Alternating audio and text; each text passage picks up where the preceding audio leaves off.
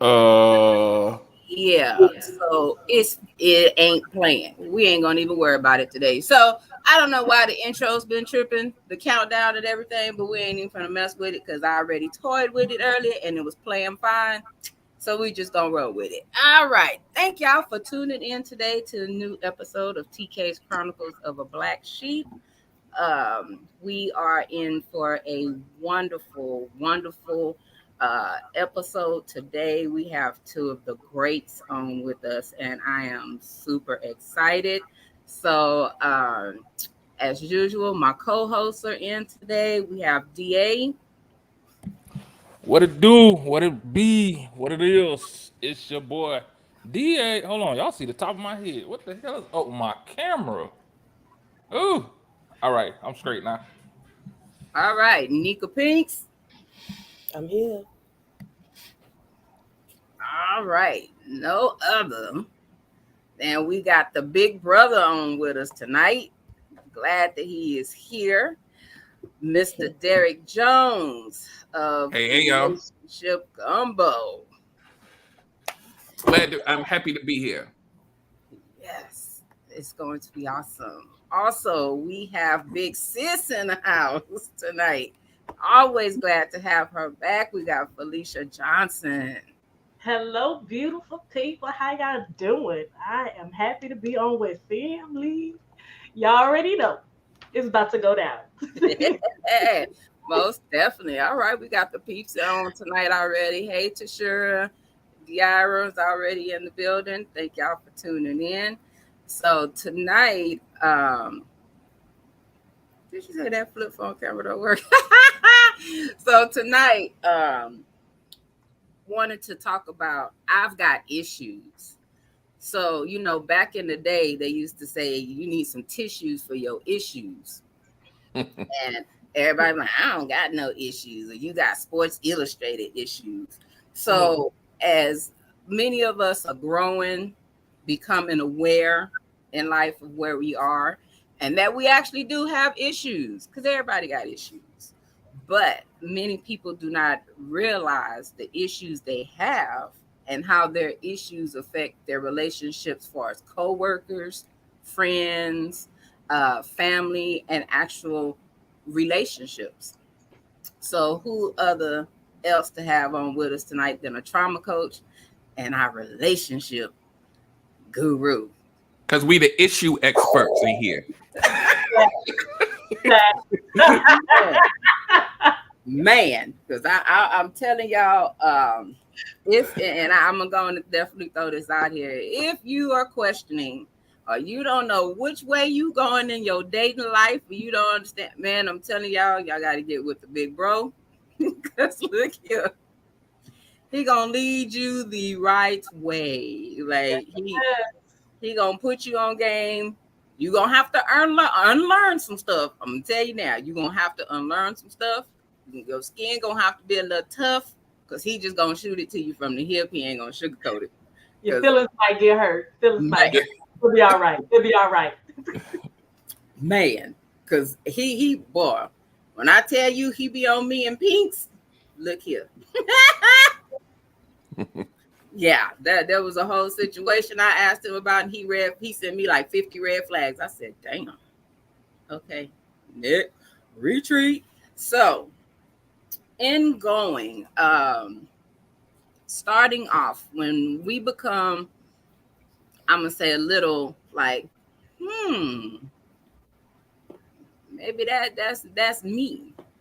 Maybe I wouldn't. It wasn't just him that messed this relationship up. Maybe I might got a little something wrong. How do we where do we go from there when you realize like the problem might be you? Yeah. Gotta start that healing journey. But first you gotta pinpoint where the issue is. Mm-hmm. So yeah. Yeah. I'm gonna land there. I'm waiting for the big questions to come. Let's get them things rolling. Let's go, TK. You All right. know, people don't like the truth. They don't want to they don't want you to tell them about their stuff. And even if they think they was in the wrong, they gonna find a way to justify it. Oh, You because we think we wonderful, we think we're grand, we think we're all that in a bag of chips, and you can't tell me because I know who I am. But you ain't never been in a relationship with yourself though. And I'm Yeah, gonna leave ooh, it there. ooh. yeah, What was yeah, that? You ain't never been in a relationship with yourself. Mm. yeah, yeah. So But Somebody said hold on on, TikTok. some Go ahead. people I'm be in sorry. a Go ahead. relationship. Go ahead. I say some people be in a relationship with themselves and still be fucked up. Oops. Well, Yeah, somebody on TikTok said, and I think I'm a jack a little bit of it, but it was something to the effect of how you gonna be in a relationship when you can't when you can't even be by yourself. You don't even like yourself alone. Like you need somebody to be there. You don't even Mm. like yourself when you by yourself. So how you gonna be in a relationship and bring somebody else in and you can't even sit by yourself for more than a week? that's true. yeah, Boom. And yeah, that's a lot of people like that. They cannot be alone because what their thoughts, their emotions, what they going through by themselves, it overruns them. So they're gonna find some type of thing or someone to try to suppress whatever emotion, thoughts that they going Yep. through. So I agree. Yep. that is, I that agree. is, because that comes back into that old saying: the best way to get over somebody is to get under somebody. Somebody, and that don't even make no type of sense. But Yep. hold on. But what about the ones who get into relationships with somebody that is like them? Well, they chose them person. They chose each other. So you Mhm. can't get mad and can't blame nobody because you chose that person just like you. You got to be willing to, and it goes back to realizing, like, man, I'm jacked up, or we both jacked up. But first, a lot of times, what we do, we try to fix somebody else before we try to fix ourselves. When it Mm. comes Ooh, to change, you got to change you first before you can change anything or anybody. You can't change nobody but yourself. And so when it comes to that, when people both jacked up, you're in agreement with the jacked upness. You're in agreement with the toxic. You in agreement because you're like, well, this is all I know. This is all he knows. So we just gonna fight in public and think it's cute. And I'm just saying that as Ooh. a relationship, because we got other versions and other ways that look like. So you accept that.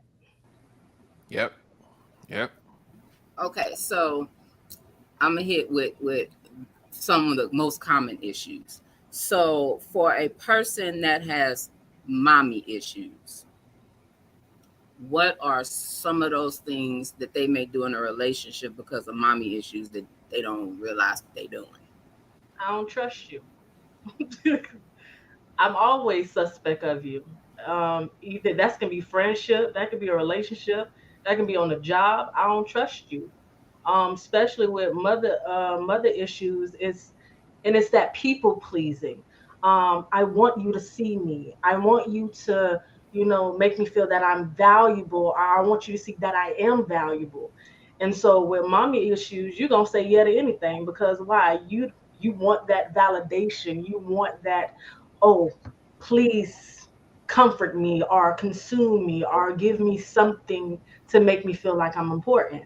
And that can also look like, so you a control freak. You want to control everything. You want to control everybody.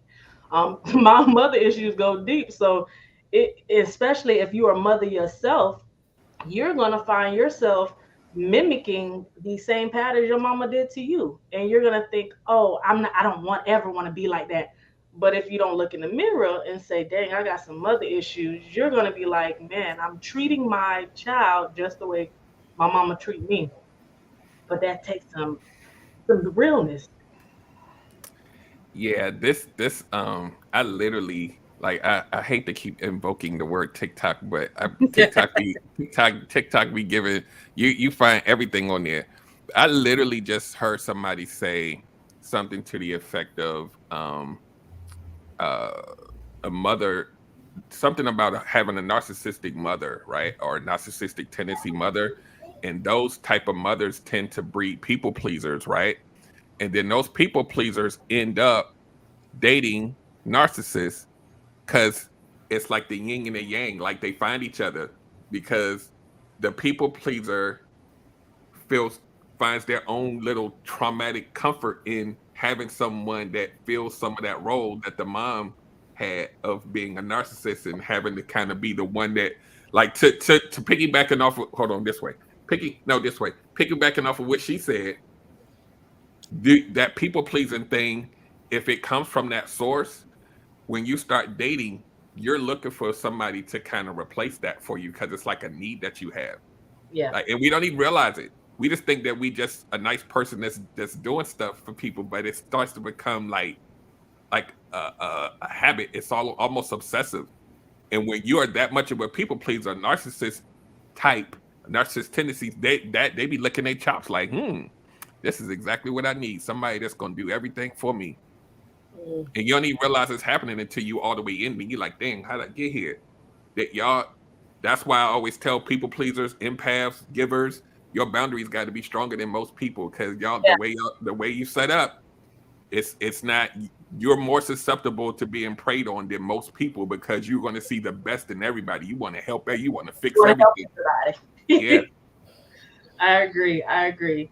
Yeah, you know I gotta go against the grain, my brother, because we live in this social media world, and you know everybody is a narcissism, and so I gotta go against the grain. Yes, I understand the content, but I believe that every single body, every human being on this earth is a narcissist. But there are some that are more than others. There's some more that are damaging than others because we can be all selfish at some times. We can all be controlling at times. We can all be a taker at times. We all can be manipulating at times in our lifetime. So when I believe the difference is knowing that okay, I've been damaged by narcissism, but okay, but is this person really who they is? Is that just who they is on an everyday basis? Because sometimes we meet people and that's just who they is. And then sometimes we meet them in a stage in their life that they just broke and hurt. And that goes back to broken people just break people, hurt people. And so when we talk about narcissism, we have to understand me, I'm more able to give people grace, and that's me because I'm a giver. Hey, but I also know that, especially with mothers and fathers that has raised children, right? They've raised children, but a lot of our parents didn't even know how to take care of kids. A lot of our parents didn't know how to be a mother, especially with these mothers back in the 70s and 80s. I don't know about y'all, but my mama, hey. So when it comes to that, when I think about that that right there, we all have to be like, is this person who they really is? Like that's who they are. Like they manipulative. Is that who they is? Then you gotta believe who they is. And protecting, I agree with you there, protecting your boundaries, being able to have strong boundaries against those people. yep, yep. You ain't go against the grain. We agree. All those times. When we talking about parents like from the 70s and 80s and shit, but you look at if you look around society now, I think it's a lot worse than then because now everybody has access to everything, Mhm. and two, everybody's doing stuff online just to get that approval. So it's I think it's worse now than it was growing up back then because and then you look at statistics, you got people having kids before they even know how to pee straight. So Damn. I agree. Yeah, Damn. this is Yeah, true. that's a definite. Yeah. Um, so what are those things for a person if they have daddy issues? Mm.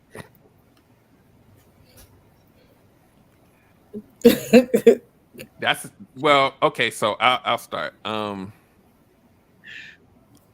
think, and I learned this from my friend Bernadette.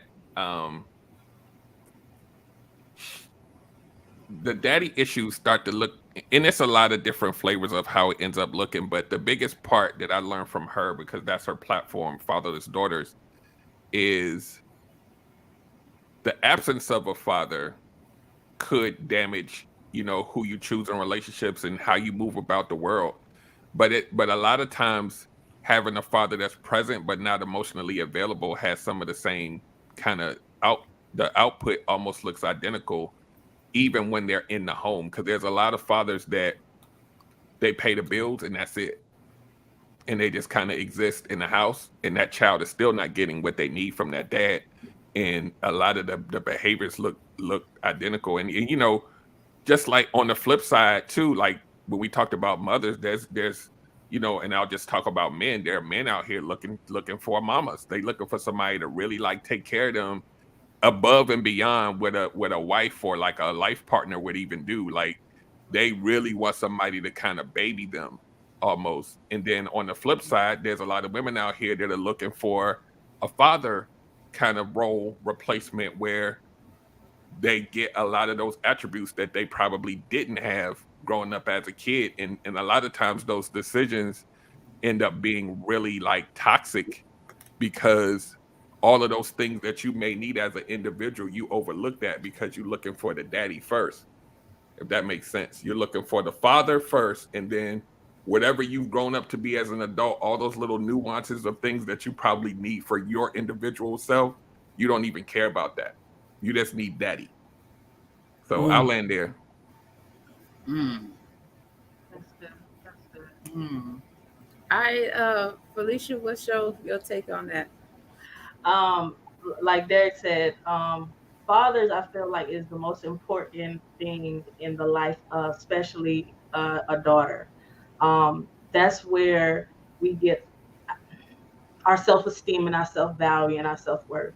When our daddy said, "Oh, you're my little princess," or "You're so beautiful," or "You're so loved," "You're so kind," that's where we get our self-worth from, and we don't settle, especially when we have daddies in our lives and we've had it growing up, especially if they were involved emotionally, mentally, physically, far as they cared about our well-being physically, they cared about our health, they took us to sports, they took us to different events.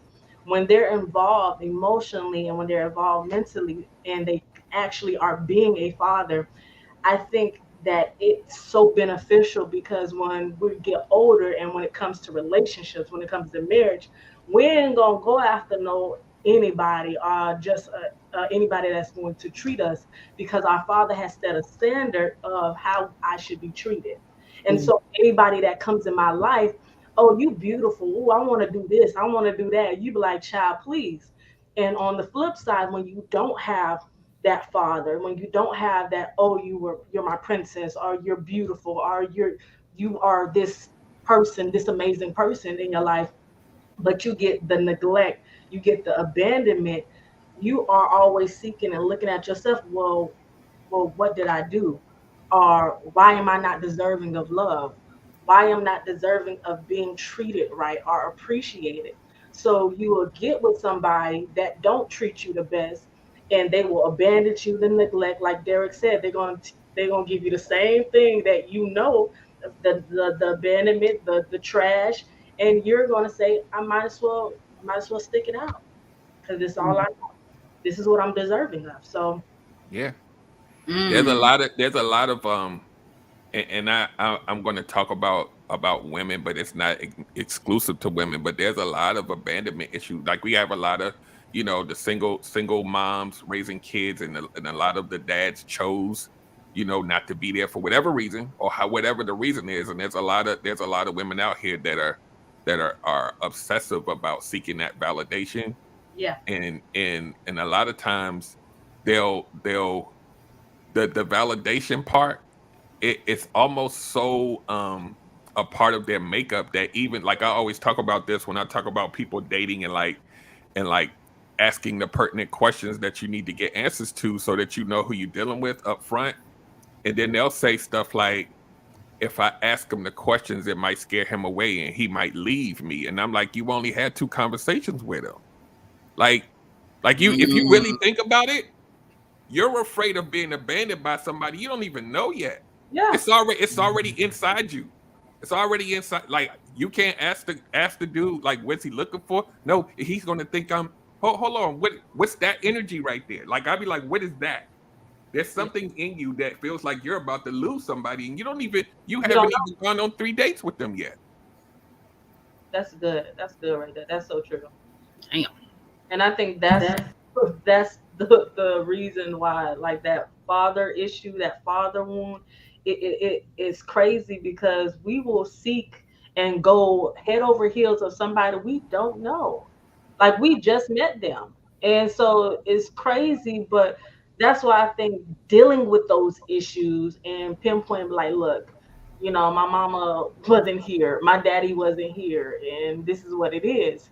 And even like you said, asking them questions, hey, was your daddy in your life? Like, I really get. Like, was your mom in your life? Like, can we gotta get real, because we can't be going around, just passing on generational trauma and stuff and hurt, and we just no good for each other, and we just want, Mm-hmm. we gotta come on, like, so hey, ask them questions. I don't care But if they run. That means they not the one. Exactly. but it go. I mean, we sitting here talking about what women should be asking, but it goes both. It Yeah, goes both ways. Like Yeah. men are well, boys are impacted as well by an absentee father. Whether it's they try to be too overly aggressive or overly overcompensate because agree. they're trying to figure it out, or the flip side is they don't know what to do, so they become timid. Yeah, that's good. That is so true. Um, and I've seen both type of men. One that is, I have to show my dominancy. I have to show my masculinity, and you are going to see me. You're gonna hear me. I'm gonna be loud. And I'm gonna yell that I'm a man, because I want you to know that I'm a man. And I've seen the passive aggressive. When stress come, when difficulties come, when problems come, I'm really not going to speak up on how I really feel or what's really going on with me, because um, I don't think nobody really care anyway, or it ain't no point, because I'm supposed to man up, or I'm supposed to be strong. And so it does absolutely go both ways. It's damaging to both men and women, mother issues and father issues. So I absolutely agree with you. Mm-hmm. And I want to touch on Alex's comment and I was just gonna bring that yeah. up. We here. We just literally just talked about that. About can you have both parents all the time and feel abandoned by one or both parents? Absolutely. We just literally talked about that. If they're not emotionally available to you and they're neglectful of you in a way that a parent should be with a child, then you will still feel like that abandonment. Like I'll take me for an example, right? And it's a very like surface example, but it informed most of my choices in who I met. Like I had both parents in the house, but it wasn't an emotional house. It was bills were paid. We took you to the baseball games, but I never got like hugs. I never got the we appreciate you, and I never got that. So the affection. So when I started dating, that's all I wanted. Forget vetting. I just wanted them feel. I wanted more hugs than a human being could have because I was deficient of that. So in that sense, I felt abandoned in that way, right? And there's a lot of different flavors how it can look, but and I could have went the other way and just didn't want it at all, but I was obsessed with it. Like I really, but I it didn't take me until I was probably in my 30s or so until I was like, wait, that's why I picked all of those ones. Oh crap. That's why I wanted that affection so hard because nobody gave it to me when I was growing. And then I was like, damn. Like if we all really did that inventory, you'd be like, that's there's a pattern. There's a pattern in who I chose. It's always something there. So I land there. That was good. Hmm. Okay, so the questions are coming in. I like this question also. And this is from Diara. He said, what breeds attachment issues or not being able, this is going a little slow, able to let go so you settle. Ooh, Ooh, that was heavy. Okay. Okay. What breeds attachment issue is really just how you were raised and how you grew up, how your parents treated you. So, one of the examples was that Derek Gaze, he didn't get any validation. Okay. So with that, you're looking for a certain type of attachment of wanting a need to be seen and valued. And then I think there's a whole bunch of attachment issues. But when it comes to those, is how you was raised, what was given to you as a child, and something that you needed as a child, but you didn't get it. So as you grew up, you begin to seek those attachment styles that you wanted in that person or in any on your job, on your in your relationships, whatever that looked like. And not being to settle in those attachment issues is actually just being aware, getting to that place of, okay, what have I been doing in my life, and what have I been, falling for, or what have I been accepting in my life, and maybe I need to change something that doesn't give that I need, or how can I give that for myself, how do I secure myself and be solid in myself before trying to find somewhere else, or on my job trying to find something to validate me, or trying to whatever that looks like for you, suppress it, running, like what does that look like for you? And that really goes down to awareness. What do I know about me to change these situations, or what do I know about me to not settle or get comfortable or content in where I am? Yeah, this attachment, I talk about this a lot because how and why you attach can make the difference between you staying somewhere too long and not. Like it's it's it's one of those things that we do subconsciously a lot of times. And that, the whole, if you want to, D, you can look up if you haven't, look up attachment theory and attachment styles, and somewhere in there you're going to fit, and you're not even going to realize that that's what you've been doing probably most of your life. And once you actually like look at why you have a need to attach, then it's going to point, you're going to look over your life, and it's going to be like the sky going to open up, and then yeah. you're going to be like, damn. So now at that point you can say, it may not be corrected or fixed overnight, but once you know the why, then you can learn to manage it better so that you can try to make better decisions, or not stay somewhere longer than you should, because it's difficult when we have things, whatever it is, right? It could even be trauma based, right? When you have that link can happen in week one. It's hard to let go, especially when you don't know why you're doing it and you're just in it. And then when you feel like something's not right, and mentally in your logical mind that you got to leave, that attachment, notice where my hands are going, the heart and the brain, right?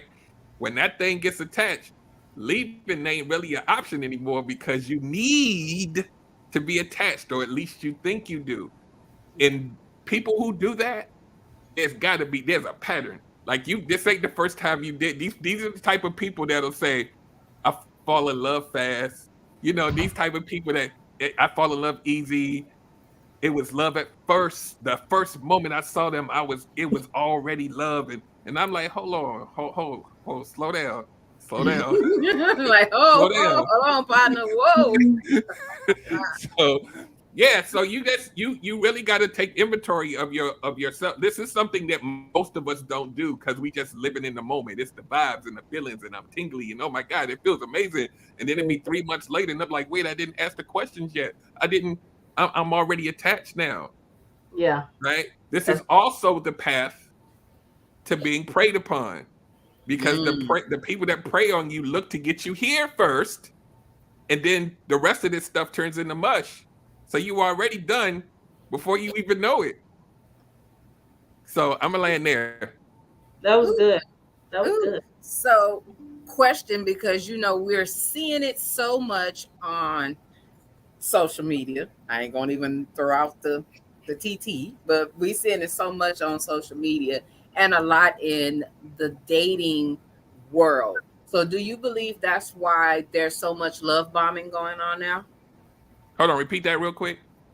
Do you believe with everything that's going on with what we was just talking about, the lack of love and the settling, do you believe that's why we have so much love bombing going? Like You want to take that, Felicia? that quick attachment. Oh, I was thinking about you and our future. And it's like, we just started communicating 15 minutes ago. What the fuck do you mean? I think it just goes back to that need of I need to feel wanted. I need to feel needed. I needed to feel something valuable because I never had it in my life. I Mm, never did have it when I was growing up. No one told me that they loved me. No one told me that I was important. No one told me that I was needed. And so it's like when I meet you and you say all the right, lovely things to me, and you say all the comfortable things that makes me feel good or makes me feel valued, I am going to fall.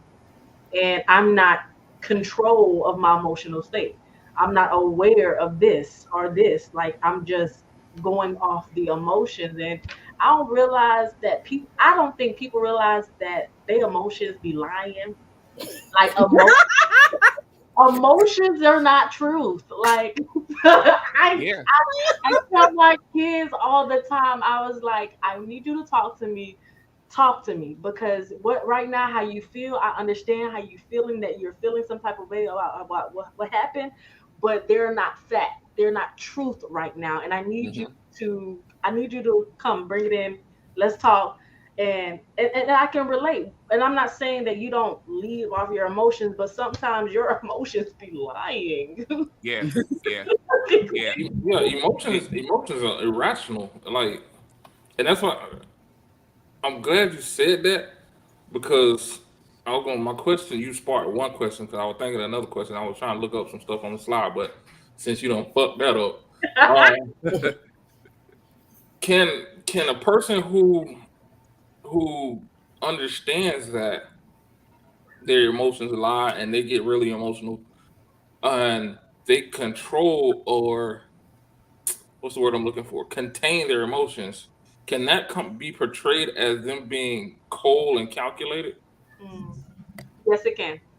um yes, it can. That's why knowing you and knowing who you are and having a balance of who you are, because I believe everything is a balance, and I believe that if you know who you are, you know your weakness and your issues, you know, especially, and I know life is different for everybody.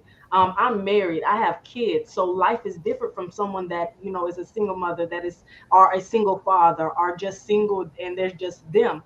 So knowing who you are, and when you meet that person, okay, I'm not saying just blurt all your issues out, but what I'm saying, you have an awareness of saying, okay, this is, I know I've been through some things and I don't do emotions. I'm a logic person, but this person that I'm meeting or on my job is an emotional place, or she might be an emotional being. Okay, how do I relate in a sense, or have an understanding of who this person is because I know who I am, if that makes sense.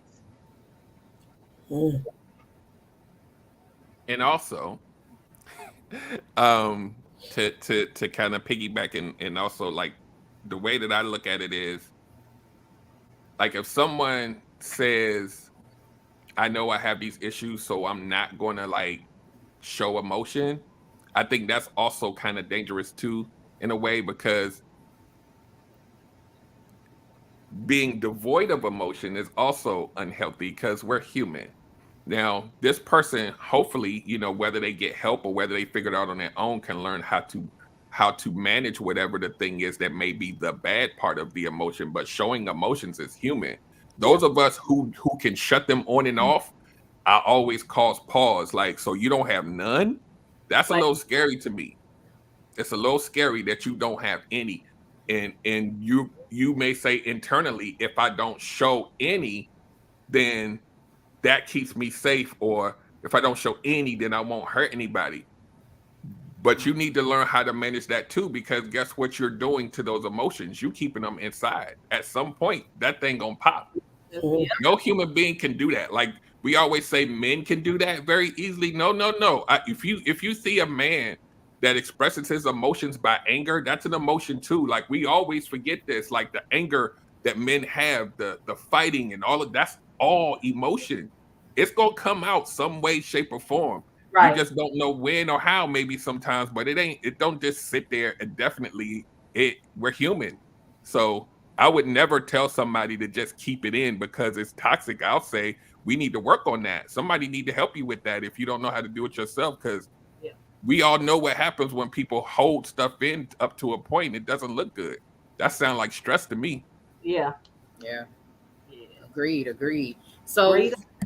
reading, Simone said, I was bullied in school by some of my male classmates, and I ended up being desperate for male attention in my young adult years. That was an experience. You felt that the only reason, I guess, the only reason that you were deserving of attention was to be, I guess, mistreated. And so as Mm. you got older, it felt normal or felt deserving of. If that, yeah. So it's like that was a traumatic experience that changed your perspective of something. So now you're at a place like, okay, well, I get attention when they talk about me. So maybe that's what it's supposed to be, but it's not. It's not.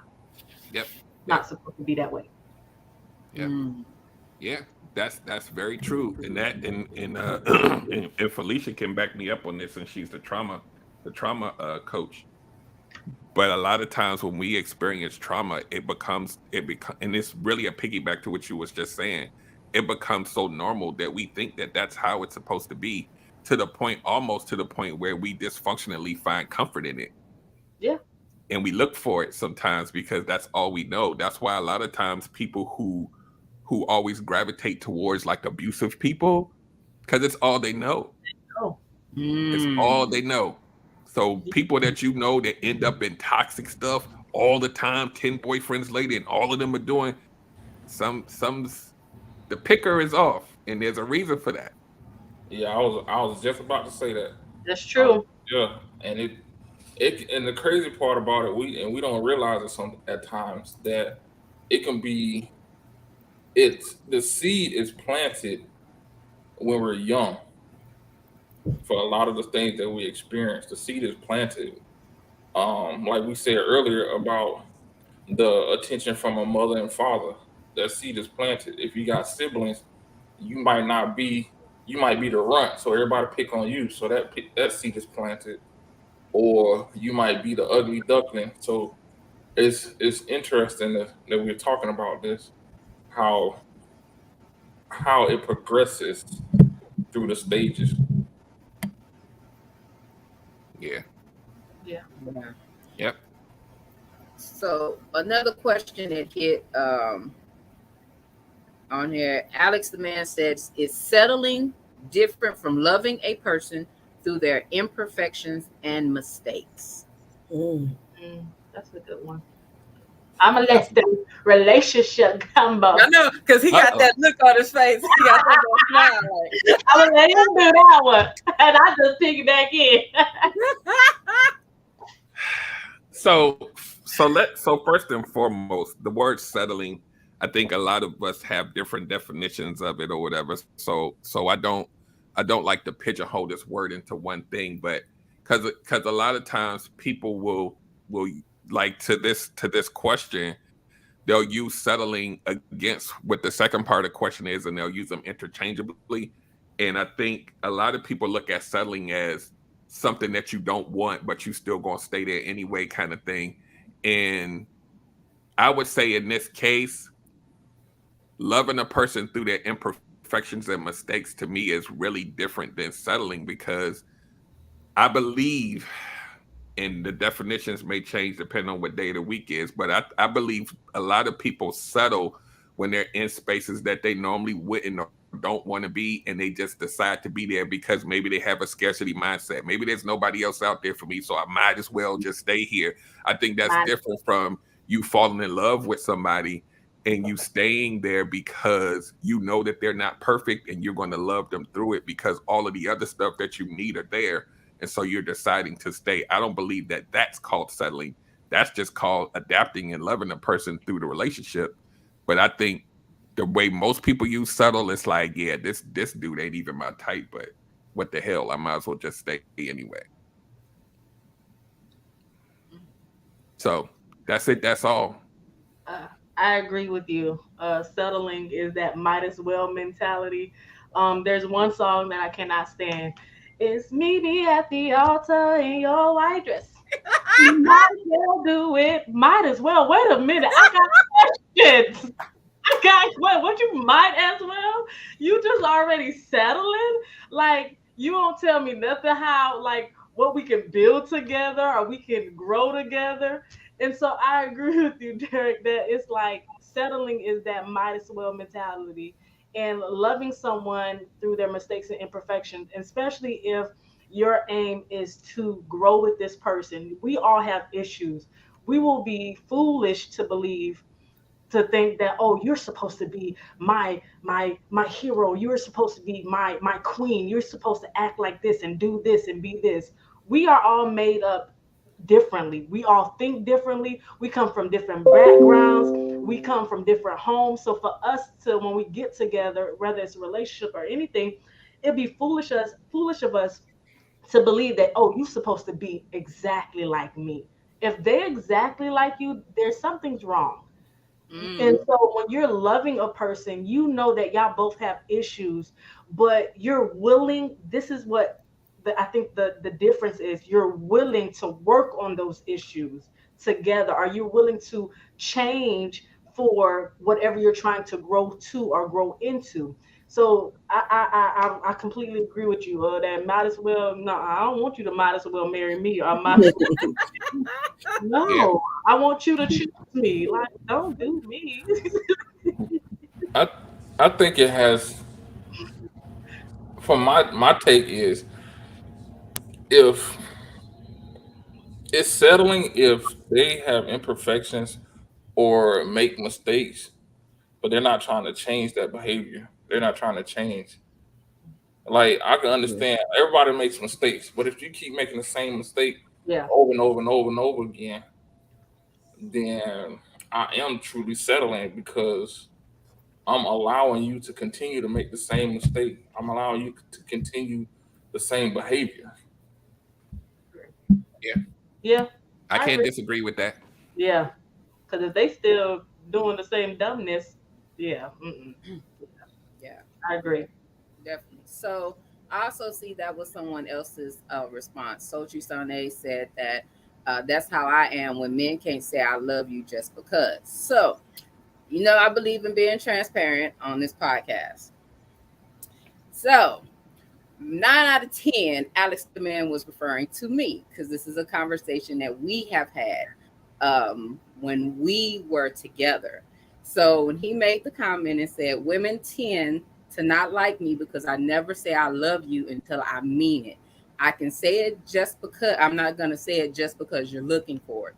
When we started dating, I was the first person to say the I love yous, and he didn't say it for a long time. And I was like, "Nigga, wait, what the fuck? Like, am I in this by myself? What the hell?" Because I'd never experienced that before, and I ain't gonna lie, I was pissed off. But it took me years to understand it and even to accept that. And I was like, "What the hell?" But I fell into that category of the quick I love yous. Yeah. Mhm. So let me say something to that. Um, because I think in my life history, I think I was probably that person too. For the same reasons that I told you about the whole thing with the parents and all of that, right? I Exactly. think a lot of us who do say it soon, or who hit. So I'm gonna do this in two parts. A lot of us that do say it soon, it's almost like a validation point to let us know that the relationship is going to a certain point. And so if the other person doesn't hear it, then that means that the relationship isn't growing, right? That's part one. And that lends itself to one of those attachment styles. It's an anxious attachment style. Like, we need to know. We need to know so we know that everything's moving forward, right? And so, but the other point of that is when you're dealing with another person who has a different life experience than you, they may be showing you everything that looks like love, but actually saying it may be a trigger for them. Like they may not, that may be something that's harder for them because it means more to them, but they still rocking with you though. They doing all the stuff. They not doing nothing wrong. But when you say those words, it's almost like telling somebody you getting married to them. Like they really like I'm not gonna go there until I know that this Yeah. is really something that I can count on. And it may come from a place, right? We all got stuff. And so Yeah. we can't tell or make that person be ready because we want them to be. Absolutely. Right? Like we want it Definitely. because Yeah. it's tough because that's how we validate the relationship growing. But we got to realize that there's another person that's not us. Yeah. So Absolutely. that's why I'm gonna land there. Hey, and you said it good. I just want to add that expectation. You have an Yes. you expect that person to say I love you. I expect you to not say I love you. And expectation is the biggest killer. It, Man. it it's a setup because like I said before, and Derek touched on it. He's like, look, that's a whole different individual. That is not you. He has his own thought process. She has her own thought process. She has her own experience. And like you're trying to bring two people in a relationship and y'all be like, oh, this is supposed to work. No, baby. Y'all both have to come together and work that thing out. So it's expectation. And it's funny you said that because yesterday one of my posts on my page was expectations is a setup for your feelings to get hurt or for you to be disappointed. Because I think as you grow, you realize that you can expect all damn day long, all day. But just because that's what you're expecting from a person, don't mean that that's what you're gonna get. Or what you're gonna get, yeah. So absolutely, and then I just want to I think take a look at it like this way as well.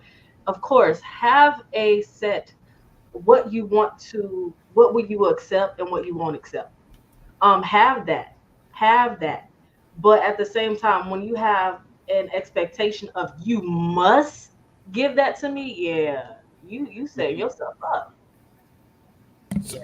So we keep dropping the E word, the expectations. Where do these expectations come from?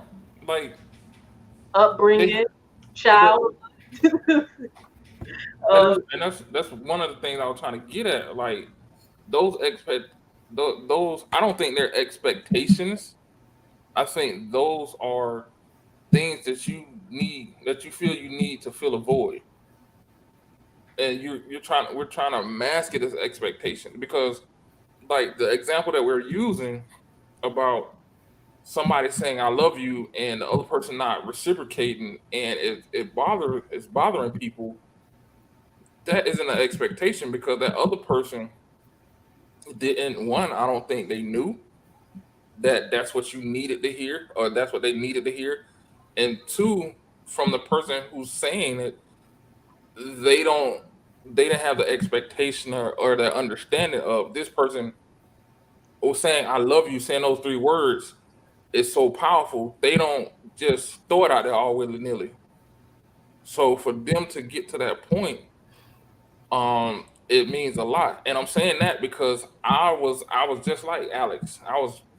I didn't I when I was younger, I used the words a lot. I used to say I love you a lot. I love you a lot, knowing damn well I ain't mean. All I want is some pussy. Like I just like so I will say it. But then as I got older, I understood the power of those words, and that's when I started to get away from saying that until I knew that I really love this individual. So Yeah. yeah, I I don't know smell the what you're hell I was cooking, trying to bro. say, I but get it. yeah, yeah. yeah.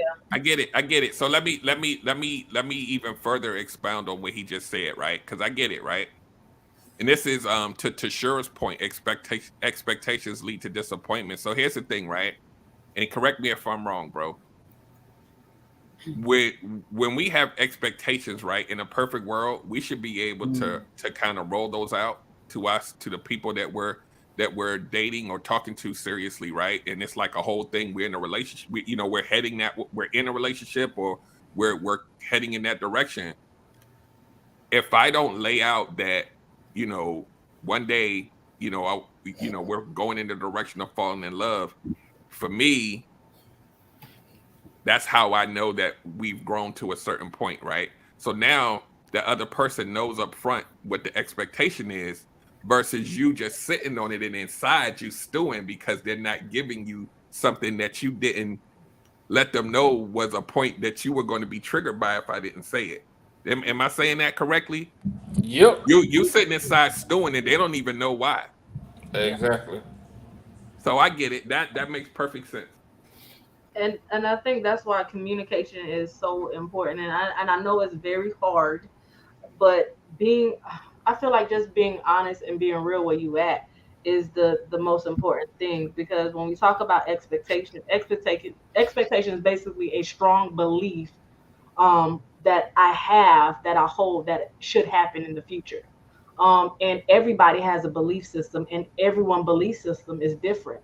And so when we are at that place, we have to understand, going back to knowing yourself, knowing who you are, and saying, okay, do I need to have this conversation? Like, look, at this point in our relationship, or in this point, I need to feel some type of word of affirmation, like some type of word of something. And so I agree with both of you, Derek and DA. That's what's up. That was, yeah, that was good stuff. Like he also said, he said, "I love you is super important and value to me. My dad showed but never said, but my mom said it and showed it." And we've had that conversation before about parents being absently present, and a lot don't realize that has a hard effect on Hmm. kids as that growing up. It's like you want the whole package, you want the whole combo. You don't want Hmm. just one, but that one, when you think that you're doing that because you're providing, it still causes an issue. Yeah. My dad didn't tell me he loved me till I was 40. That Damn. was the first time I heard it. Yeah. Well, Yeah. He says it all the time now, but it took that long because now he's older, right? So now they starting to look at mortality now, and he's like, "Damn it, like I don't have no reason to hold it back now." I wow. was about to say the same thing. Yeah. And vice versa over here. Well, over here, because I grew up in the foster care system. Ain't nobody ever told me they loved me, so I was left to my own devices, Mhm. of what I had expected, and so I didn't expect much out of nobody.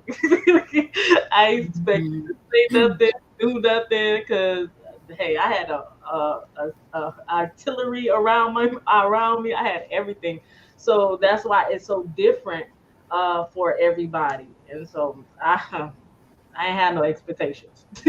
So TK, I know this your show, but I want to ask Felicia a question, if I can. Yes, go ahead. We So open so floor, so sir. Felicia, I see how you are through your social media, and you came on my show before. I see how you are with your family and with your husband and the love that you show them. So based on what you said about how you grew up, where do you pull that from? Ooh, ooh, that's a good Yeah, question. look, Another I'm gonna good be like question. fellas now. Woo, Because okay. all I see from her is love. Like she loves on them Yes. like crazy. So I'm not even gonna lie. Since we being real, we being transparent, right? Yep. Yep. It was truly my husband loving me in all my issues. Mhm. When I met my husband, everything was suspect. Everything was funny looking.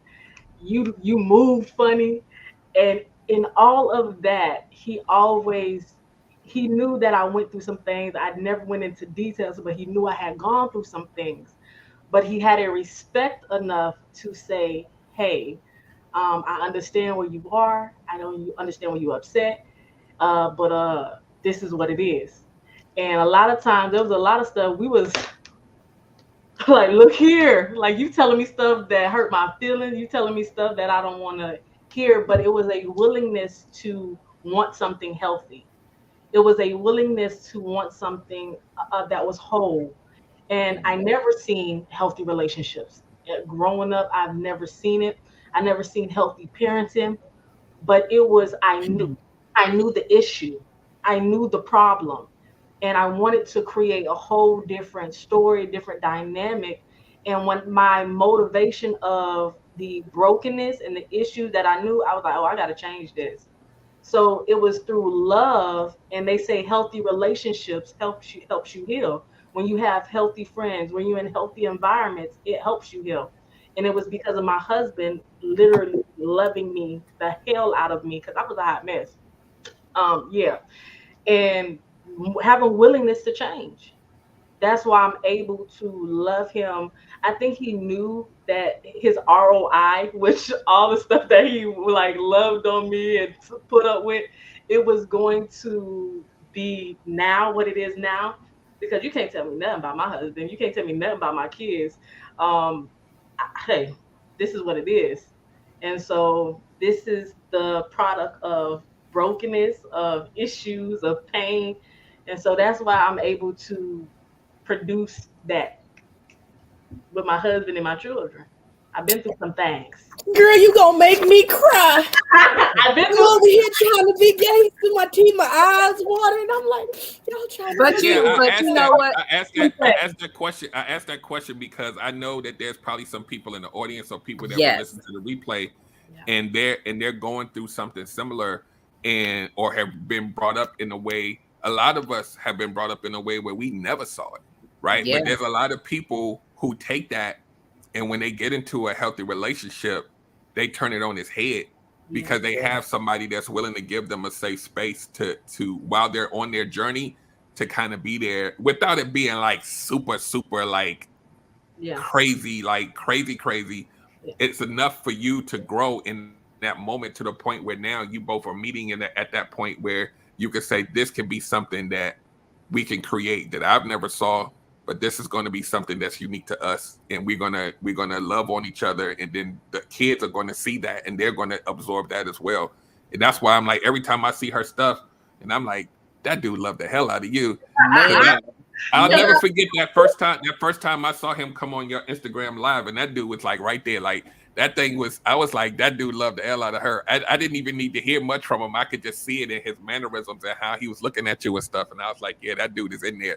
Yeah. He been through some things with me. He stuck it out because I was ghetto.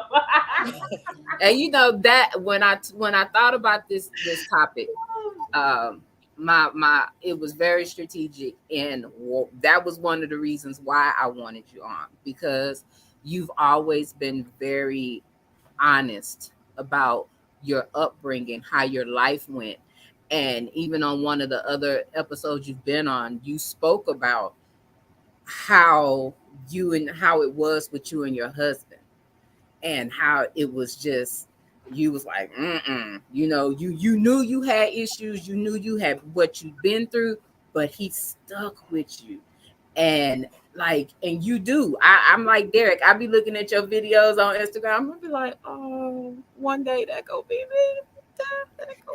Oh. So I love that. And even with Derek, like Derek, you know, he's very transparent. We me and Pinks get Derek 2.0 because we get this Derek, and then we get the other Derek, and then we get TikTok Derek. So we get Derek in massive forms. Like if I it's so bad now to if we didn't talk every day, we'd be like, the hell wrong with y'all? Because we talk, we communicate so much every day. But Mm-hmm. even I love his story and his honesty, because he could tell you, yeah, I had issues. These issues led me, guess what? I was Billy. I was this, but now I'm not this. And then you see his story, just hearing him and Alicia's story, man, like man, that solidness. So it shows that despite your issues and the things that you've gone through, on that at that end of the rainbow, there's still a different side. There's still hope there for you to Yeah. come out of your mess and be in a better situation. And Yeah. a lot of people need that, because this dating shit that's out here right now, it gives just people just be like, man. Yeah. A lot of just to piggyback on that too, like I think I could speak for Felicia's husband as well as Alicia. Like when you come into a situation knowing that it's not going to be perfect, I think there's some grace that comes along with that, right? I think a lot of times in this new dating scene, people want you to already come the way that you're supposed to be forever, and that's not realistic. People want reassurances about your who you are and how much you're gonna spend it, and I'm like, that's not how these marriages work. Like we adapt, we keep adapting, and it's not gonna Always, ever be, always. yeah, like it's never gonna be that. So all of these things, because nobody wants to take a risk. So we not gonna pay for the date. You gotta pay half. We gonna make sure that it's equal because I don't want to. And I'm like, that's real life. That real life ain't It equal. don't Like work we not. like that. It doesn't work that way. And And sometimes, oh, sorry to cut you off. Go ahead. yeah, Go go ahead. ahead. No, No, go I ahead. You got it. got excited. There's going to be moments where you're at a disadvantage. Like that's life. There's going to be moments when you're not the strong person, even Yep. though you try to be. You might not be the logical person. That might be the truth. You might be the emotional one. That might be the truth. You might be the one that every time something happens in life, you want to pop off. That might be truth. So you have to understand when it comes to this relationship and marriage things that if somebody got a strength and you have a weakness in, let them have that. It's okay to not be strong and be all for everything and everybody. It's okay. And I think where we are in a society, everybody want to be, I'm big, I'm boss, I'm this, I'm that, baby. I want to know how you act when you ain't out in public and on your job and on social media. I want to know how you act at home because you can't always be 100%. Nobody is.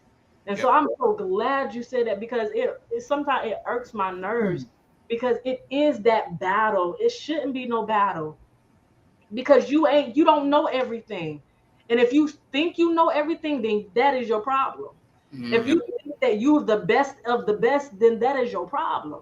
If you think that you don't got no issues, that is your problem. Like, Ooh. Mhm. Yeah. Yeah.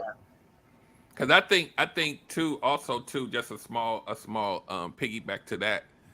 I think I don't think either one of us is saying take on somebody who has more than you feel like you can handle just because. What I'm saying is that person has the unique opportunity, knowing that you're not perfect, to decide whether it's enough for them to handle or not. And I think that that's what happened in both of our cases, right? Because Alicia had plenty of times where she could have been like, "Shit," absolutely. but but but Out here.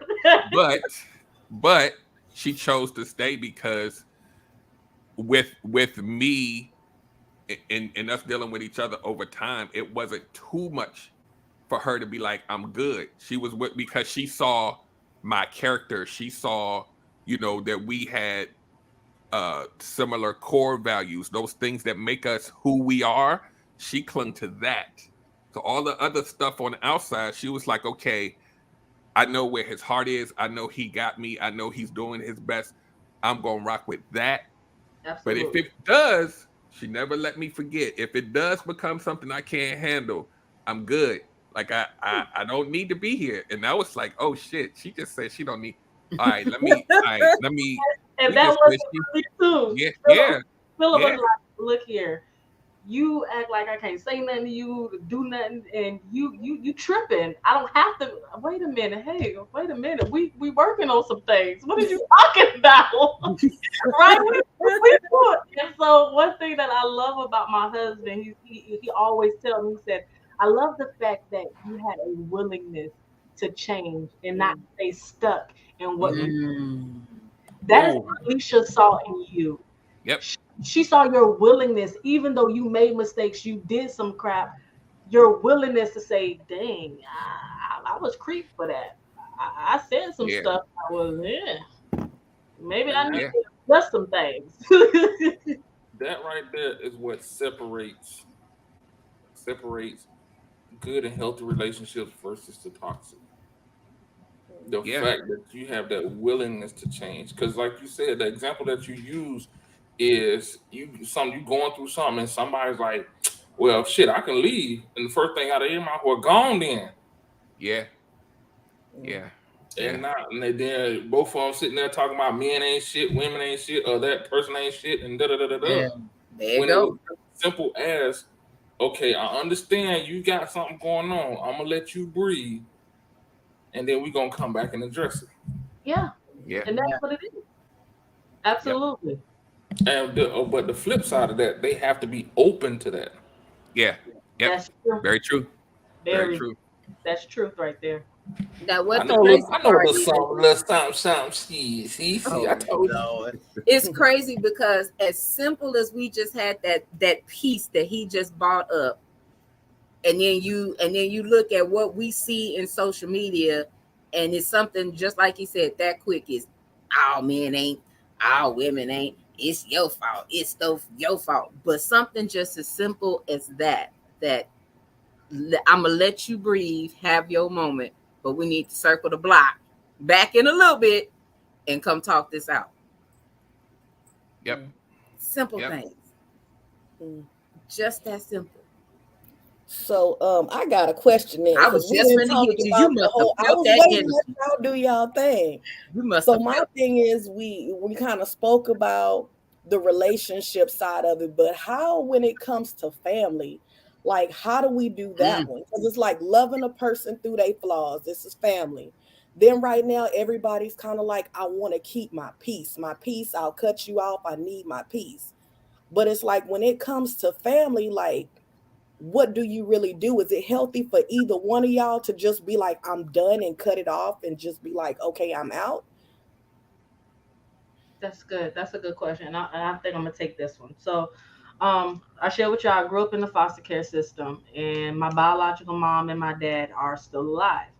Um, and one thing that it is, because I know who my mother is, and because I know who my father is, especially for my mother, my relationship is different with my father than it is with my mother. And I have a boundary set up with my mother because she has done a lot of damage, not only just me being in the foster care system, words, actions, things she said, that show me that I'm really not that important, or I'm really a non-exist person to her. She really doesn't care for me. And I think when you have family like that, and they go out their way to try to destroy you, disrespect you, hurt you, don't care for you, I think that is where you begin to set up those boundaries. And sometimes that boundaries do look like cut off. Mm. But maybe you don't have that strength enough to do the cutoff at that time or at that moment or whatever stage you at in that you have to know, okay, I need to distance myself from you. Maybe I can't come around you 24/7. Maybe I have to set a time limit on how long we talk. Maybe sometimes I have to actually, like, literally put myself on a timer when we're on the phone. Because if every time you're in that person's space, every time you on a call with them and they feel like they're taking from you or taking mentally, Mhm. emotionally, physically, man, I don't care family or not, cut them off. Mm. Or you begin to put up those boundaries, because I know it's not easy for everybody to cut off their family. So, Mm. but that's when you begin to set up. I need to protect, Mm. my emotional state, because every time I leave you, every time I talk to you, I'm distraught, I'm frustrated, I'm angry, I'm hurt. That ain't no way so nobody should live. Mhm. Yep. Yeah. And I think. Yeah. I think that's exactly what it is. It's all about setting boundaries, and it's hard. It's really hard. Mm. Um, but if you don't do it, it's going to be a detriment to you mentally and a lot of times physically. Like there's stress that comes along with it. And we still have to be functional for our own individual selves and for our own families, right? And I had to Mhm. do that, with my own, my mom mostly. And I was just like, I can't do this. I can't do it. I can't do it. Sorry, I'm not available. And it was a while before she got it because she still kept pushing and trying. And I was like, I cannot. I'm not. And the thing about it is, it's like when you grow up in a culture that says family over everything, and that's your uncle, so you got to do X, Y, and Z. I'm over 40 now. I don't have to. I don't like when I was 5, I had to do what you told me to do, but I'm grown as hell now. Like we Yeah, that I, part. I Right. gotta Yeah. I gotta choose me now. Like you're not gonna keep like I have family members that don't even like they don't even check for me for nothing. So I'm good over here. Like I'm not gonna be the one doing all the work. So I'm good. Mm. So it's a lot of boundaries that I have put up for my own protection because it hurts. Like it hurts to like it's some of our siblings we don't even talk to. It hurts because that's not how you supposed to be tight with your sibling. But Exactly. Mhm. if it's not healthy for you, you gotta because I'm not gonna say at every instance you be like shut him off. But when you put boundaries up, then you get to Mhm. determine how and when you deal with them. So Yeah. I'll land there. And Yeah. that's absolutely that's true because you got to be mindful of if you ain't no good, how you gonna be good on your job? How you gonna be good for your family? Like Derek said, how you gonna be good for anybody? And especially if they are all they want to do is destroy. And sometimes they don't know any better. Sometimes that fam are sometimes we grew up in a family toxicness where Hmm. mama talk about them, everybody in the family talking about each other, but nobody says, "Hey, I don't think this is healthy. I Mm. don't think this is." We always talking about each other. Our parents are comparing siblings. Like we don't talk about that, and so we have this family mythology, which I call a family lie, that you have to be in a space where Hmm. Hmm. you not your best, where emotionally, like I'm always hurting when I'm talking to you because either you trying to tell me what I'm doing is wrong, or tell me a lie, or tell me that somebody was talking about me in the family. It hurts. I'm not even gonna sit up here and lie. I would love to have a relationship with my mother. What daughter or what child wouldn't want to have that relationship with their mother or with their parent?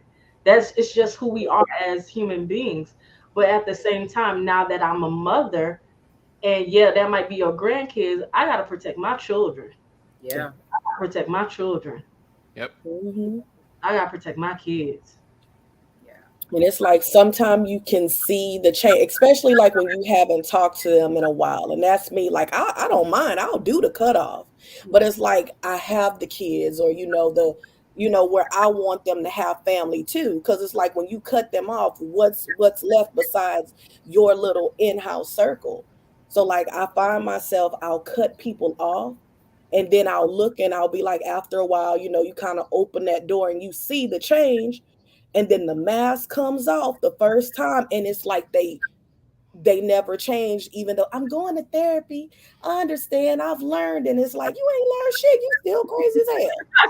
So it's like you keep introducing them and then cutting it off and introducing and cutting it off, and at some point it's like, okay, this can't be healthy anymore. Like, when do you just close the door and be like, okay, I'm done this time for good? Like, we can't keep playing this game, because I feel like people get hurt, and especially kids, in that process. Yeah. Mm. Um, I'm gonna be honest. Um, I find new family. I find people with good heart. Right. There, there you I go. find people that is on the same wave, the same vibe, the same growth, the same changing. And I heard somebody say this. A lot of us that we were born in families, right? And we were born in families that were pint-sized people. Basically, they couldn't Mm. give love, they couldn't give validation, they couldn't give because all they were pint-sized people. But you was in a born in a family as a gallon-sized person. You was wanting the change, you was wanting growth, you wanted all the love, you wanted so much. So what is a pint inside a gallon? It's nothing. Mm. So even though they were they could only give what they only had, but you wanted more, you needed more. And so now you got to get around other gallon sized people that when you hear them speak, you know that they're good, like they have a good heart. You know that they're checking for you. They know they're going to support you. They know that they're going to tell you the truth. Come on, I gotta say that first because sometimes we don't like people telling us the truth. There But you you go. got somebody that's in your corner that's telling you about your mess, telling you about you, but you're willing to say, you know what, you're right, because I know you're doing it out of love, not trying to be messy. Mm-hmm. So when you think about that, a lot of us was born in a pint-sized family. They knew was all they knew. They were not willing to learn anything else. But you were willing to unlearn, learn, relearn, debunk, throw it in the trash. You were willing to do that. So when we think about our families, that's how I think about my family. I was born in a family that all they could give was all they could give. Yeah, it hurt. Absolutely. I would never try to take that away that it doesn't hurt because it does. It's your family. That's an expect. Our family is supposed to be the one that's supposed to be our ex boo. But most people don't have that because you Yeah. are a gallon sized person. So Yeah. find a family. Find a new family. And those of us who take the initiative to create these boundaries Yeah. and to show people how they need to deal with us and vice versa, a lot of times what you're doing is you are the leader in breaking the generational curse, Yeah. right? Yeah. And that to TK's show, the being the black sheep, sometimes you're the one that's going against the grain, and people don't like that, and they're gonna push. I always tell people, I don't care if you're in a relationship or not, if somebody's aggressively pushing against a boundary that you set, we got a problem. That means you're not respecting me at all, family Yeah. or not. And Yeah. now we got to have a whole nother discussion. Now it's gonna sound a little different. Right. Yeah. Absolutely. Definitely. Mm-hmm. That's definite. And I would say that this first I'm gonna say my podcast family, man. I love my podcast family to like pieces and beyond. Because they really have came in and claimed a seat. Is what I would say. But even as the journey that I'm currently on, like we've always talked about the generational curses, and when you are in that situation where you want to break the generational curses, you know you're gonna piss a lot of people off, and people don't like when you shaking the cage, like when they talk about what's the name, shaking the table. A lot of people don't like that, Mm-hmm. but hell, fuck them. That's the best way I can even say it right now. And I'm one of the ones that I was the pleaser and didn't want to ruffle no feathers and everything. But now I'm like, fuck you. Either you get on the Yeah. train, get off the train, because at this point I am being selfish with myself, my healing, my relationships, whether it be you either gonna get with it or you not, trying to heal and mend those, even with my siblings, because this is a journey that me and my siblings are even on, or trying to restore our siblingship. And it's hard, especially when you have multiple people, but trying to even keep the everybody's feelings and just hear everybody where everybody is and the issues. It's like, wow, that was an issue, but you can't dismiss that. And I think that's where us as black people, we like to dismiss other people's experiences and each other's realities, and that's when you start butting heads in situations. It's like, well, fuck you, we out. I don't want to be bothered. Okay, well, if you ain't on it, that's just what it is. But I understand Pink's thing with wanting the kids to have people, as well as like even Felicia, like, you think about it. You want your kids to have that experience of the grandparents and this and that. But then sometimes it's them situations where you're like, nah, this shit just a little too goddamn toxic. Mm-hmm. This toxic. This is why I have the issues that I have. This motherfucker toxic than a motherfucker. Like, it's that whole reality when you're coming into your own and you want to break those generational curses, and you realize, okay, bitch, I got issues and I got mama issues, I got daddy issues. This is why this and this is why this fucked up. It's a whole reality when you coming into your own and realizing the fucked up shit, just real shit.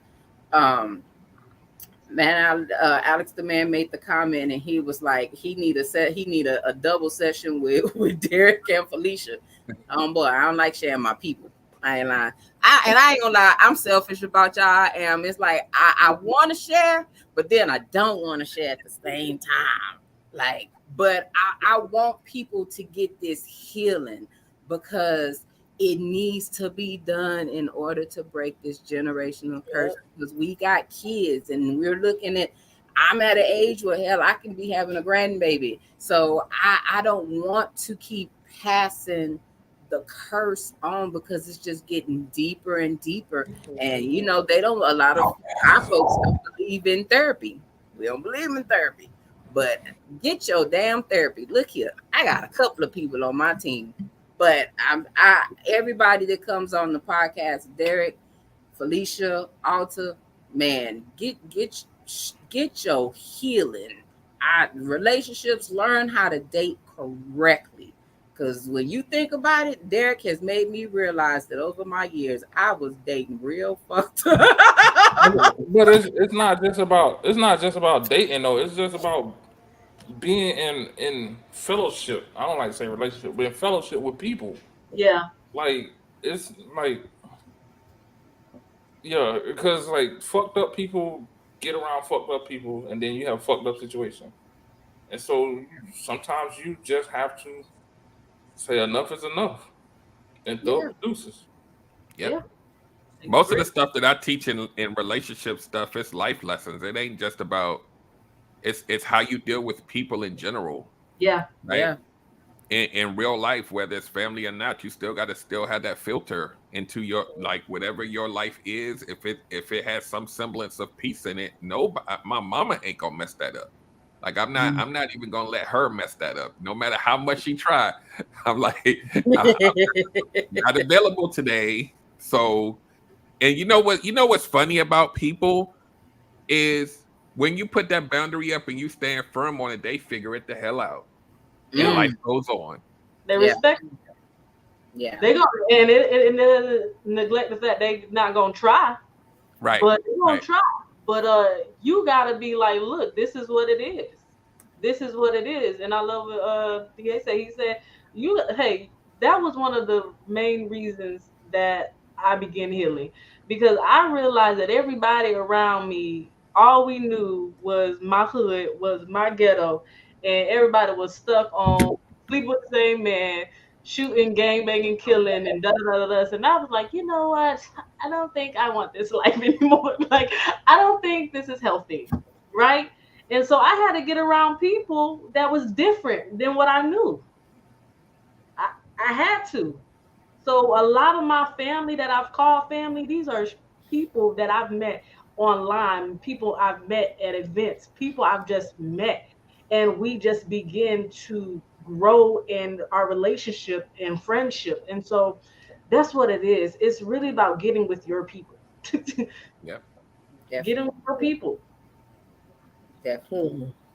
Yes. So we're gonna get ready to close out because we know our guests are an hour ahead of us. And uh, Absolutely. sir, are you TikToking after this? I'm just asking. So wait, pause before we since we keep talking about TikTok. I'm gonna have to catch up with y'all. I finally did it. I started posting. I ain't post myself. I posted like other shit. So y'all gonna have to help a brother out. I'm serious. Like yo, hold on, y'all. You harassed me to do it. I got the thing up and running now, and I'm sitting here. I'm posting. I'm just reposting the shit that other people do. So I don't know what the fuck I'm doing. He gonna need some healing when we catch a flight and go down there and put some hands on his ass. Yeah, come on to South Carolina. They got some big ass Oh, yeah, I'm out. Mm-mm, mm-mm. mosquitoes the size of bats. Yeah, I'm But out. anyway, That's really what you disrupt us for. That could have been off the. Okay. well, you know, I always Anyway, got my so shenanigans. yeah, exactly. So getting ready to man to Shira, you have no idea, dog. No idea. So closing out, I'm gonna close out with asking a question, and you can answer the question and give your outro at the same time. Um, what is one issue that you have or one thing that you're working on? And whoever want to start. I guess I go first. So I'm gonna be real and transparent. One of the things is building relationships, and what I mean by that is communicating. I'm that type of person that I see phone calls and I be like, get to the side. And it's not that I don't want to talk to that person, but I'm a type of person like I am like home, marriage, family, and if I get in that place like I don't want to be bothered, I don't want to be bothered. And so I know as I'm growing in my business, as I'm growing in just more responsibilities, I know that people are wanting to hear from me and wanting to see me. And so I can't be that person like, nope, cut off. And because I'm so familiar with the cutoff and with the brick wall, um, I'm now willing and working on being more open with who I am. And so, and being more confident because a lot of, for me, my confidence is something that I've always worked, I needed to work on because, when you go through trauma, that self-esteem is something that, it plays in your mind. So communicating, and building relationships and confidence. People thinking like, "Oh, you so confident, girl." I work on this daily. Daily thing. This is a daily affirmation and affirming and confirming and telling myself I'm done. So it's just willing to work on these things. So that's what I'm working on. My issues of being Mm, consistent. Off. I love that because yeah, I can feel all that. All that, all that. Mr. Jones, you want to go next? Oh, I'm sorry. I thought you said this to tell people where to find you and all that other stuff too, Yeah, brother. Oh, all that. But yes, definitely do that because I was gonna tell that go on and do that because, like I said, somebody requested you. Hey, but I'm gonna be a little nice and share. you can find me on Instagram at I am Felicia Johnson, or you can find me on I am Felicia Johnson live. That is my website. And I'm really on all social media. So Felicia Johnson, trauma recovery coach. That's where you can find me at. Definitely, yes. So I think what I continue to work on is putting myself on the priority list. Mm. Like at the top of it, that's hard for me to do. But I work on it. I have a lot of successes with crime, but I also have to fight it because I'm one of those people that like to put everything on my back and make sure everybody good, and then I'm always at the bottom. So I've been like that most of my life, but what I'm realizing now is that I can, erect those boundaries. I can say no. I can take time to get myself together and not detach. Like y'all see me on, so y'all be seeing me on TikTok a lot, and then y'all don't see me on TikTok a lot, and then I come back because I got to make sure that I'm taking care of stuff and I'm taking care of me. And as much as I want to do stuff, and I be like, nah, let me just chill today. So I'm learning that that's new because I'm always like, you know they want me to go live or that I need to do this or my family need that. All right, let me do that. And that just turns into stress for me. And I don't me and stress don't we not friends. So I got to make sure that I'm good. So that's something that I actively have to keep like working on. And I have a wife that allows me to be able, she doesn't like put that pressure on me to have to be everything all the time. So that helps too, because a lot of times men we do that to ourselves, and she gives me the space to uh to take care of myself as well. So I'll land that there, and then how you can find me. Um, Go to TikTok. Right? TikTok relationship underscore gumbo. And then my main website is myrelationshipgumbo.com. And you can literally get everything that there is relationship gumbo related there. Like we got some big changes coming up next week. The Love Academy, which is the relationship Yes. academy, that everything's getting refreshed, the courses, ebooks. The Relationship Gumbo live show is on TikTok every Wednesday at 8 p.m. We just moved that from YouTube to TikTok last week, and we had an amazing show. And it's just stuff. I gotta some things that y'all gonna be amazed next week. I'm working really hard. Like when I get off of here, it's 10:30 here. I'm gonna still be working for about 2 or 3 hours Yeah. because I got a deadline. Yeah. So that's all I got. All right. Nika Pinks. It's me. It's me. My thing that I'm working on, I'll take it from my boy Kenny, is knowing when to hold them, knowing when to fold them, when to walk away, and when the hell to run. My issue is I'm still working on knowing when to just know, okay, it's time to go, or whether to stay in it. And for me, it's still trying to find that balance of feeling like, okay, what the hell? So that's my biggest thing that I'm working on. As y'all see with my relationships, that's how I go with my family. I just sometimes I don't be knowing, but I'm trying to work through it. And I guess it's the boundaries and just when you get, I don't know. I'm still trying to figure this shit out. You can We find me on TikTok. That's where I be at.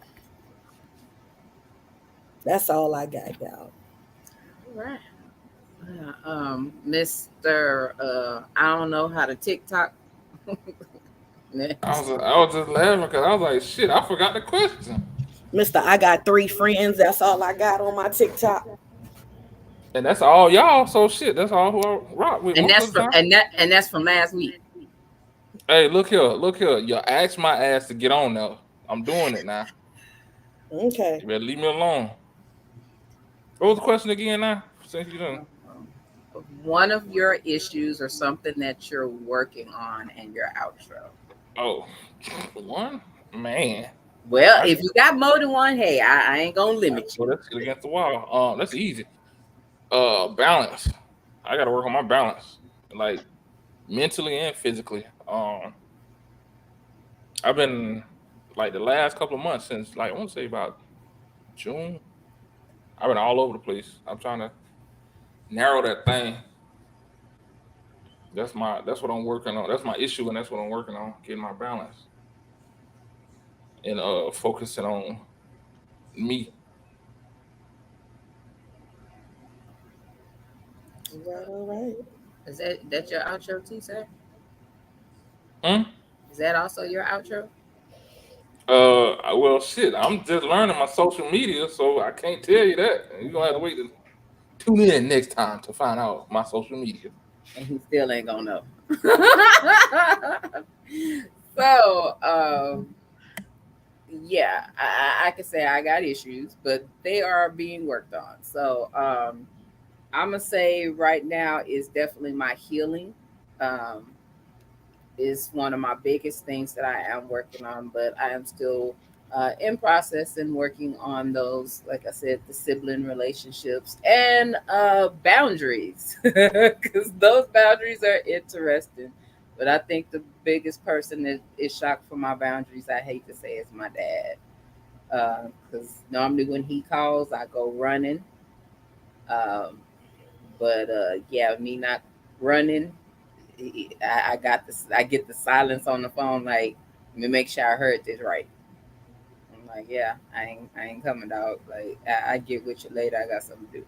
So, um, yeah, that is probably my biggest, and definitely choosing me, which I'm hearing that a lot on the panel tonight. Because yeah, and I get that phone call. He always calls when I'm in my circle meeting, my healing circle meeting. And I'm like, yeah, I'm gonna have to hit you back because I'm busy. So that is definitely what I'm working on. Um, as always, I thank my guests tonight. Always, uh, sir, you want to ask that on here? Is this after we get off? Oh, after we get off, you type slow. Okay. So that is definitely what I'm working on. For everybody of like you said, definitely and these are high suggestions. Like I said, if there's something that you want to work on, you're in that mode where you want to heal, break generational curses, don't know where to start. Hey, Derek and Felicia, Alta, those are I highly suggested. Highly suggested.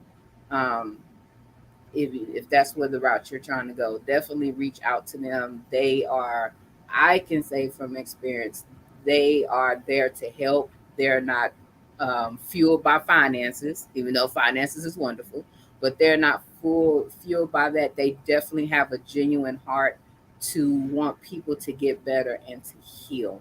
And in this time and where we are, that is very rare. But they have, man, their hearts are just so big, and they want it for you. Like, this is that healing in that Black community, and community altogether, that is definitely needed. So I would definitely say get in where you fit in. Yeah, get that. Um, but again, thank you everybody that tuned in tonight. We love y'all most definitely. If y'all are not following us, please follow the YouTube, the Facebook, definitely TikTok. People don't know they TikTok, so I ain't gonna talk about them. I think most people is following me, but if not, my TikTok is T underscore two underscore the underscore K underscore all underscore day. You TikTok. need a bouncing ball for that. Hey, TikTok was tripping with me when I tried to do it the regular way because that was too much and they wouldn't accept it. So I had to go with what they accept. But it works. Hey, it is what it is. But yeah, check it out. Get with us. Well, I can't say we post content. I post content because somebody, yeah, struggling. But yes, definitely check us out. Get the help, heal, watch. A lot of us have journeys and definitely are growing. But like I said, Derek, Felicia, they definitely good people. I love them to pieces. That's my big bro and my big sis, man. Like, real talk. They have definitely, since I've been in these podcast streets, shown so much love on a personal level and even on a podcast level. So if I need a question, I'm like, hey, I'm in that inbox. So we definitely appreciate y'all. On that note, we are going to close out.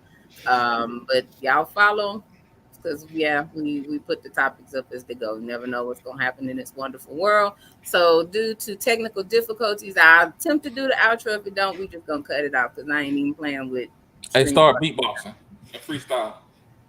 So you gonna spit on your computer? Ah, my computer to the side. I can beatbox. You ready? You missed that. That went right over your head, right? The damn show did. So be blessed, be safe, have a great week.